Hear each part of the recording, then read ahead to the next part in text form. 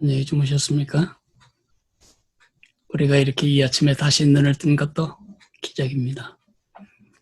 지금 이 시간에도 얼마나 많은 병원 중환자실에서는 살기를 위하여 애쓰는 수많은 사람들이 생명의 날을 그리워하며 소망하며 절박하게 기다리고 있는지요. 이렇게 하루, 기적으로 시작한 하루가 하나님의 간섭과 인도로 저물 때까지 하루 종일 주님의 기적 속에 사는 하루가 되시기를 주의 이름으로 축복합니다. 오늘은 이사야 37장을 보겠습니다. 이사야 37장이 너무 길기 때문에 제가 세 군데로 나누어서 읽도록 하겠습니다. 1절부터 7절까지 보겠습니다. 히스기야 왕이 듣고 자기의 옷을 찢고 굵은 베옷을 입고 여호와의 전으로 갔고 왕공 맡은 자 엘리야김과 서기관 셈나와 제사장 중 어른들도 굵은 베옷을 입으니라. 왕이 그들을 아모스의 아들 선지자 이사야에게로 보내매 그들이 이사야에게 이르되 히스기야의 말씀에 오늘은 환난과 책벌과 능욕의 날이라 아이를 낳으려 하나 해산할 힘이 없음 같도다. 당신의 하나님 여호와께 랍사게의 말을 들으셨을 것이라. 그가 그의 상전 아스루 왕의 보냄을 받고 살아계시는 하나님을 회방하였은즉 당신의 하나님 여호와께서 혹시 그로 말미암아 편책하실까 하노라. 그런즉 바라건대 당신은 이 남아있는 자를 위하여 기도하라 하시도이다 하니라. 그리하여 히스기야 왕의 신하들이 이사야에게 나아가매 이사야가 그들에게 이르되 너희는 너희 주에게 이렇게 말하라. 여호와께서 이같이 말씀하시되 너희가 들은 바 아스루 왕의 종들이 나를 능욕한 말로 말미암아 두려워하지 말라. 보라, 내가 영을 그의 속에 두리니 그가 소문을 듣고 그의 고국으로 돌아갈 것이며 또 내가 그를 그의 고국에서 칼에 죽게 하리라 하셨느니라. 14절로 건너뛰겠습니다. 히스기야가 그 사자들의 손에서 글을 받아보고 여호와의 전에 올라가서 그 글을 여호와 앞에 펴놓고 여호와께 기도하여 이르되 그룹 사이에 계신 이스라엘 만군의 여호와여, 주는 천하 만국의 유일하신 하나님이시라. 주께서 천지를 만드셨나이다. 여호와여, 주를 기울여 들으시옵소서. 여호와여, 눈을 뜨고 보시옵소서. 산헤립이 사람을 보내어 살아계신 하나님을 회방한 모든 말을 들으시옵소서. 여호와여, 아스루 왕들이 과연 열국과 그들의 땅을 황폐하게 하였고 그들의 신들을 불에 던져 싸우나 그들은 신이 아니라 사람의 손으로 만든 것일 뿐이요 나무와 돌이라. 그러므로 멸망을 당하였나이다.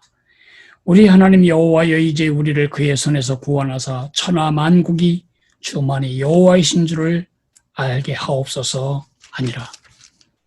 33절로 넘어가겠습니다.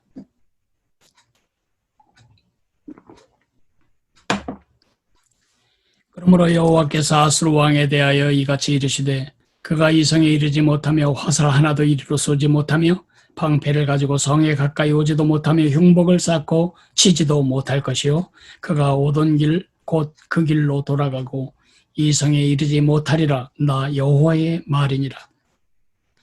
대저 내가 나를 위하여 내 종 다윗을 위하여 이 성을 보호하며 구원하리라 하셨나이다 하니라.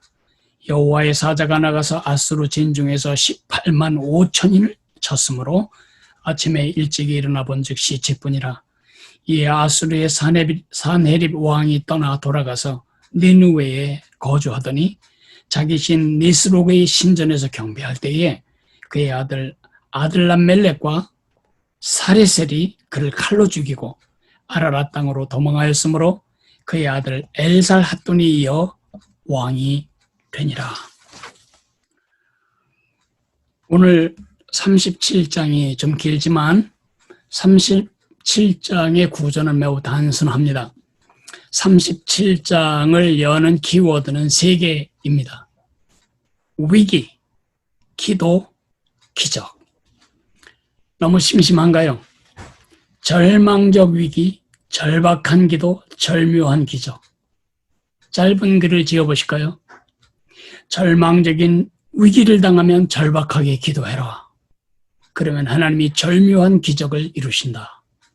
아니면 이렇게도 짧은 글을 지을 수 있겠죠. 절박한 위기를 절묘한 기적으로 바꾸기를 원한다면 절박하게 기도해라. 히스기야가 죽을 때까지 잊을 수 없던 세 단어가 있다면 바로 절망적 위기, 절박한 기도, 절묘한 기적이라고 말할 수 있겠습니다. 세 단어를 한번 생각해 보겠습니다. 절망적 위기가 찾아왔습니다. 어제 말씀드린 것처럼 BC 722년 아수르는 쳐들어와서 이스라엘 전국을 싹쓸이합니다. 아하스는 어르신께 조아리듯 아시리아에 무릎을 꿇지만 히스기야는 그렇게 하지 않습니다. 오히려 애굽을 의지하여 아수르로부터 자유롭게 위하여 애굽과 동맹을 맺고 반아수르 정책을 세우게 됩니다. 그러자 아수르가 침습하여 예루살렘을 빼는 모든 부분들을 전부 초토화시킵니다. 숱한 사람이 죽었습니다. 아마 가족마다 전사자가 없는 가족이 없었을 것입니다. 가족마다 통곡이 넘쳤습니다. 그리고 전쟁으로 인한 사별뿐만 아니라 얼마나 많은 사람이 다쳤을까요? 얼마나 많은 사람들이 팔과 다리를 잃었을까요? 20만 150명의 포로가 잡혀갔습니다. 많은 성읍들이 불에 타버리고 아시리아 사람들의 행패에 의하여 밭은 모두 황폐되었습니다. 그들은 밭에 소금을 뿌리고 돌을 던졌습니다. 기아의 신음소리가 온 나라를 덮었습니다. 남은 사람들은 살 길이 하나님 곁이라고 생각하고 예루살렘으로 피난을 왔습니다. 이제 예루살렘은 외부로부터 음식과 물이 조달되지 않는 한 죽을 수밖에 없었습니다. 그러나 히스기야는 터널을 파서 성 바깥에 있는 물이 안으로 들어오도록 했지요. 그것이 바로 히스기야 터널입니다. 어쨌든 랍사게를 통해서 협박하고 회유하고 이간질을 했지만 히스기야는 믿음에 굳게 서 있었습니다. 산헤립의 연대기에는 이런 글이 있다고 합니다. 나는 히스기야를 세정의 새처럼 그의 거처인 예루살렘에 갇힌 죄수로 만들었다고. 앞이 안 보입니다. 돌파할 여지가 없습니다. 누구도 도울 손이 없습니다. 이제 끝난 것 같습니다. 우리가 살다 보면 이런 절망적 위기를 누구나 경험하게 됩니다. 이런 일이 없으면 너무 좋겠지만 우리의 선택 과목이 아닌 것 같습니다. 그러나 이런 절망적 위기를 만날 때 히스기야의 큰 지혜는 절박하게 기도했다는 것입니다.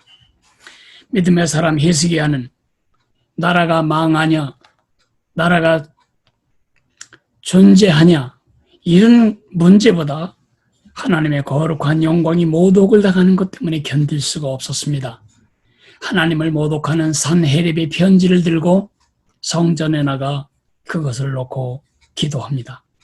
히스기야의 기도에는 세 가지 특징이 있어 보입니다. 하나는 자기만 기도하지 않고 함께 기도했습니다. 대신들과 함께 기도했습니다. 자기가 기도할 뿐만 아니라 옆에 있는 대신들과 함께 기도했습니다. 대신들만 기도한 것이 아니라 신하들을 보내서 선지자 이사야로 기도해 주도록 기도를 부탁합니다. 합심기도와 중보기도는 지혜입니다. 합심기도는 하나님이 꼭 들으십니다. 중보기도도 하나님이 정말 잘 들으십니다. 왜냐하면 그 기도에는 사사로운 정력과 욕심보다는 객관성이 훨씬 더 많기 때문입니다. 뿐만 아니라 히스기야의 기도는 믿음의 기도였습니다. 그가 지금 무엇에 근거해서 기도하죠? 하나님의 위대하심에 근거해서 기도하고 있습니다. 그는 하나님이 누구신가의 기초에서 기도합니다. 16절에서 17절에 보면 그룹 사이에 계신 이스라엘의 하나님 만군의 여호와여, 주는 천하 만국의 유일하신 하나님이시라. 주께서 천지를 만드셨나이다. 여호와여, 귀를 기울여 들으시옵소서. 여호와여, 눈을 뜨고 보시옵소서. 산헤립이 사람을 보내어 살아계신 하나님을 회방한 모든 말을 들으시옵소서. 창조주, 만유의 주인, 만유의 통치자이신 하나님께 믿음으로 기도하고 있습니다. 뿐만 아니라 함께 기도할 뿐만 아니라 믿음으로 기도할 뿐만 아니라 그는 하나님의 영광에 걸고 기도합니다. 이것은 정말 지혜로운 기도의 방법입니다. 나를 위하여 이 기도를 하는 것이 아니라 하나님의 명예와 영광을 위하여 이 기도를 드립니다. 그렇게 히스기야는 기도합니다. 20절에 우리 하나님 여호와여, 이제 우리를 그의 손에서 구원하사 천하 만국이 주만이 여호와이신 줄을 알게 하옵소서. 천하 만국이 이 일을 통해서 여호와만이 참 하나님이신 것을 알게 해달라고, 하나님의 영광을 보게 해달라고 그렇게 기도하고 있습니다. 기도하는 것은 최상의 지혜입니다. 절망적인 위기를 만났을 때 절박하게 기도하는 것은 최상의 지혜입니다. 왜냐하면 기도를 통해 내 문제가 하나님의 문제로 소유권이 전환되기 때문입니다. 내 문제를 하나님의 문제로 전환시키는 지혜가 바로 기도입니다. 이렇게 절망적인 위기 속에서 히스기야가 절박한 기도를 할 때 어떤 일이 벌어졌을까요? 절묘한 기적이 일어납니다. 하나님이 기도에 응답하시마 약속하십니다. 33절에서 35절을 다시 한번 읽어드립니다.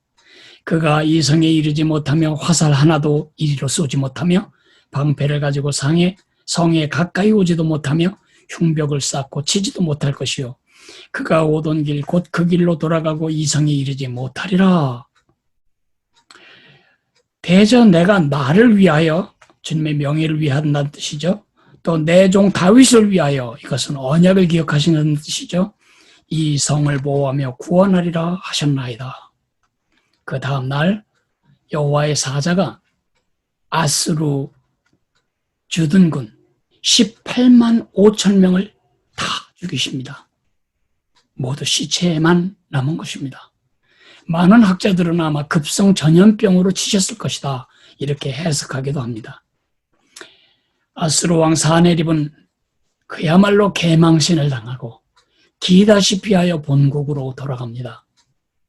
그가 신전에서 예배할 때에 그의 두 아들이 그를 찔러 죽입니다. 정말 칼 한 번 휘두름 없이, 화살 하나 쏘미 없이 부전승, 승리의 기적을 맛본 것입니다. 그러니까 제가 정리해드린 게 맞죠? 절망적인 위기, 절박한 기도, 절묘한 기적. 이것은 2700년 전에 일어난 고대 역사일 뿐입니까? 아닙니다. 절박한 기도를 들으시고 절묘한 기적을 일으키시는 그 하나님은 2700년 전이나 2700년 후인 지금이나 똑같으신 분이십니다. 그 하나님이 어제나 오늘이나 영원토록 변함없으시기 때문에 이 공식은 우리가 절망적인 위기를 돌파할 우리의 공식이기도 합니다. 절망적 위기가 찾아올 때마다 이 사건을 기억하며 세 개의 키워드를 외치십시오. 절망적 위기이구나. 절묘한 기적을 준비하셨겠구나. 나는 절박하게 기도하리라. 지금 우리가 당하고 있는 이 코로나의 위기가 절망적인 위기라면 이것은 절묘한 하나님의 계획이 있는 위기입니다. 우리가 해야 할 일 하나 남았습니다. 절박하게 기도하는 것입니다. 코로나가 빨리 지나가기만을 절박하게 기도하는 것이 아니고 절묘한 하나님의 계획과 축복, 이것을 우리와 우리 가족들과 우리 민족과 온 세계 인류가 기억하며 코로나19를 인하여 우리가 이렇게 성숙하고 변화되고 좋아졌다고 말하게 될 그 영광스러운 기적을, 절묘한 기적을 달라고 절박하게 기도해야 하겠습니다. 기도하겠습니다. 절박한 위기를 절묘한 기적으로 바꾸는 것은 절박한 기도라고 가르쳐 주심을 감사합니다. 하나님은 지금 그 절박한 기도를 듣고 싶어 하심을 믿습니다. 하나님, 우리 모두가 마음을 묶어 히스기야와 같이 거룩한 오기, 거룩한 욕심으로 기도할 수 있도록 기도의 영을 부어주시기를 원합니다. 코로나를 낭비하지 않게 도와주십시오. 이 코로나를 우리를 황폐케 만들고 지나가는 사탄의 기회로 바치지 않게 도와주십시오. 코로나를 우리를 새롭게 하실 하나님의 축복의 기적의 기회로 변환시킬 그런 기도를 허락해 주시기를 원합니다. 코로나 때문에가 아니라 코로나 덕분에라고 하나님을 찬양하게 될 그 복된 기적을 마음에 두고 오늘도 절박하게 기도할 줄 아는 지혜를 허락해 주옵소서. 예수님 이름으로 기도했습니다. 아멘. 하늘에 계신 우리 아버지여, 이름이 거룩히 여김을 받으시오며 나라가 임하시오며 뜻이 하늘에서 이루어진 것 같이 땅에서도 이루어지리이다. 오늘 우리에게 일용할 양식을 주시옵고 우리가 우리에게 죄 지은 자를 사하여 준 것 같이 우리 죄를 사하여 주시옵고 우리를 시험에 들게 하지 마시옵고 다만 악에서 구하시옵소서. 나라와 권세와 영광이 아버지께 영원히 있사옵나이다. 아멘.